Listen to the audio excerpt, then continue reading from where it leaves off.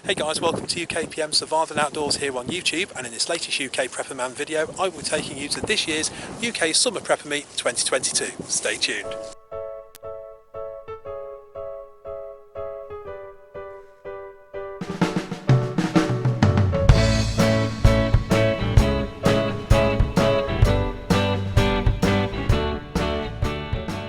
So here in another video guys, thanks for joining me. If it's the first time that you have stumbled across my channel, then welcome. It's all about bushcraft, survival, prepping and all that jazz. So if you do enjoy the video, then don't forget to check out the other content on the channel.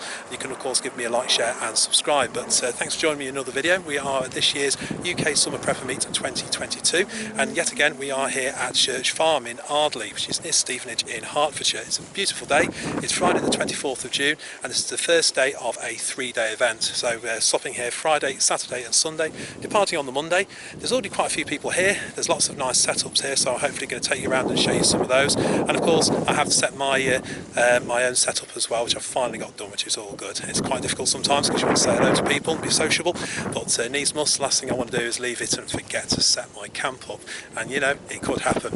But anyway, I'm doing something a little bit different this year. For those of you who've seen previous videos, my loyal subscribers and valued watchers, then you'll know that pretty much every year I've always used the same setup, which is the Dutch Army Ridge tent, and yeah, it's an old faithful. I do like it very much, but I fancy something a little bit more comfortable this time, i.e. not sleeping on the ground. So I've gone for the 9x9 patrol tent of sorts. Okay, now you have seen this if you do follow me on Instagram, because I did do a camp preceding this, just obviously to make sure that I could set it up and everything. Of course it has been fab sealed and I've checked it all over. Okay, so but yeah, I've put it up okay, and yeah, it looks pretty good, but it's a lot more space. It means I don't have to sleep on the ground. I've got the camp bed as well, I've got the bug out bag here, I've got the wood supply, water, all the bare essentials. Okay, as usual I've come with quite a lot more kit than I possibly need, but I think it's better to have it and need it than need it and not have it. Of course, what am I saying? I'm forgetting the food. So yeah, lots of food. We've got the Norky food container, which is filled up with beer and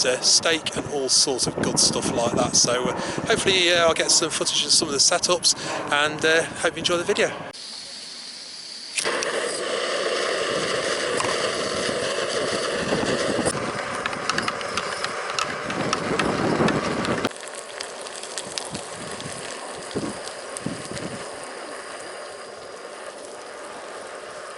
So here we have my little setup, and this is the 9x9 frame tent, which is modelled on the British Army Wolf tent. It's a superb piece of kit.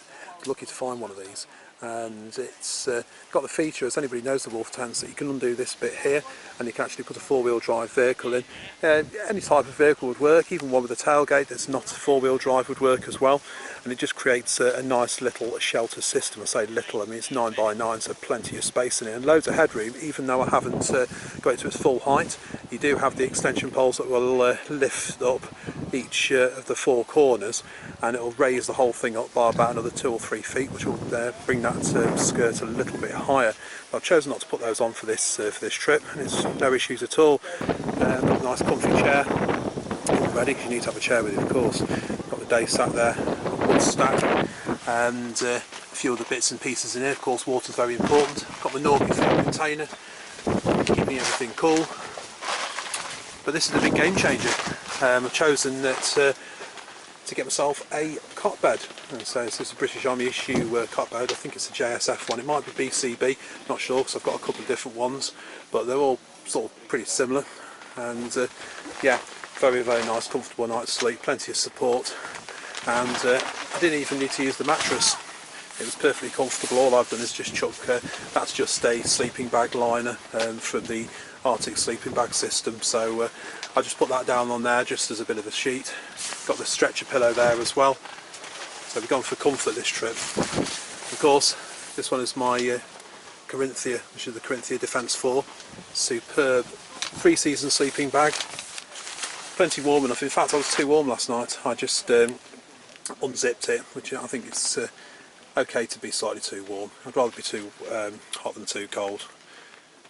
No, nothing worse I think if you wake up shivering. So just unzipped it a little bit. I say it's absolutely fantastic, and loads of space in here as well. But you can tell that this is not an official British Army one, because the frame's steel rather than aluminium. But doesn't bother me. It's absolutely fantastic piece of kit and pretty easy to put up. You sort of put the frame up first and then stand in the middle, put the out of the canvas on both sides and just let it drop down, and then you can go around and peg it out. But yeah, it's a nice sort of simple setup. Of course, got my trusty Berghaus Vulcan there, the bug out bag. Got that one, that's fully loaded, that doesn't take any time. Just really pick that up and put that in the vehicle, and happy days. When you've done 200,000 miles, it's about running. 2, 5, 4.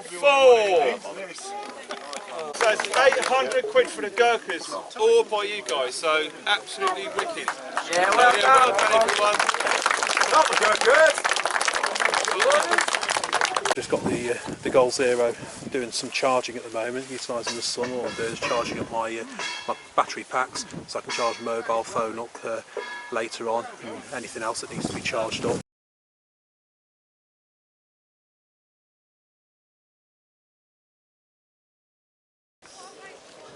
So what I'm doing there, Chris, is taking out the silver skin. Yeah, see that membrane? Yeah. Yeah, that membrane protects all of this here. Yeah. The ribs. So if you want to get any rub or anything like that in there, and you want the ribs to stay.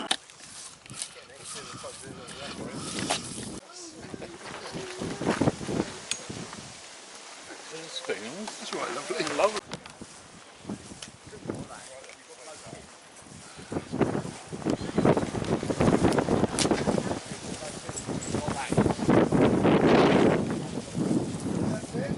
So I thought I'll just show you my belt rig which I've been wearing on this weekend, and it's a good idea I find to keep as much as possible on this belt, especially expensive kit and kit you really don't want to lose.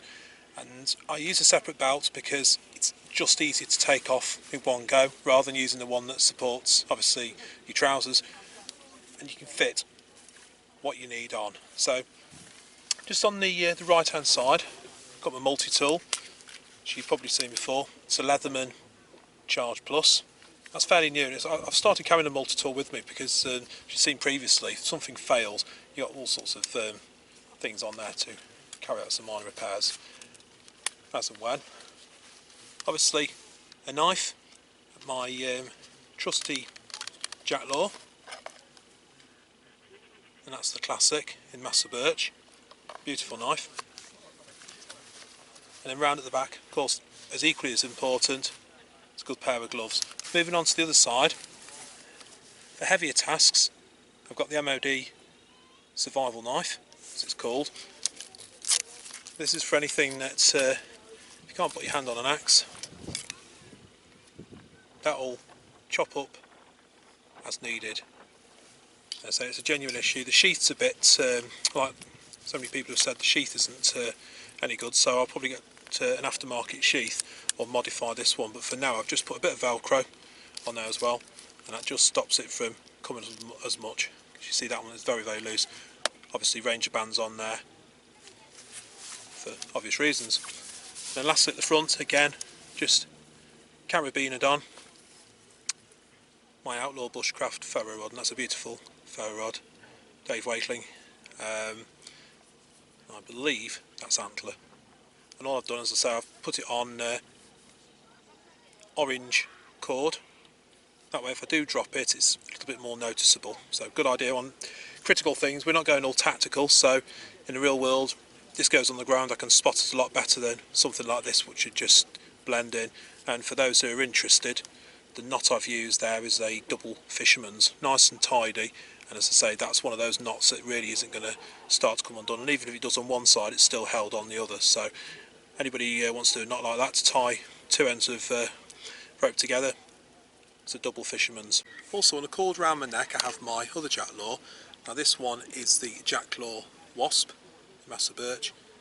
Really, really nice knife. Dead easy to look after as well. It's a Scandi grind.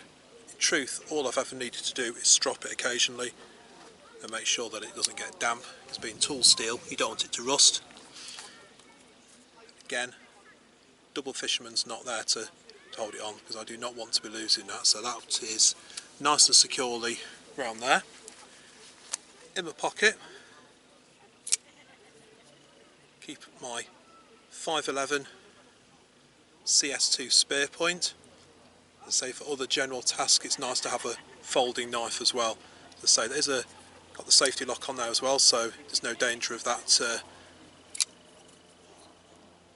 closing on my hand and causing an injury. And yes, I know it's not UK legal, but there's no issues out here.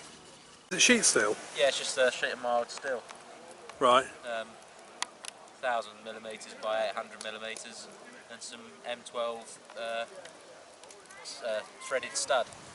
Just tack and dye it, and yeah, works lovely.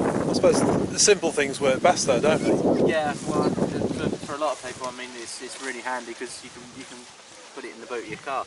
So I'm just warming up the pan there, just on the coals. Just add in some oil. I'm just using olive oil, just to really stop it from sticking. The last thing you want it doing is welding itself to the pan. Then I'm going to add in the steak.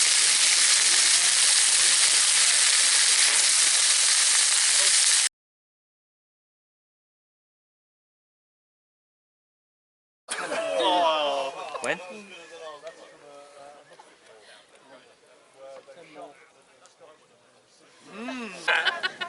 Mark's on it, let me have it.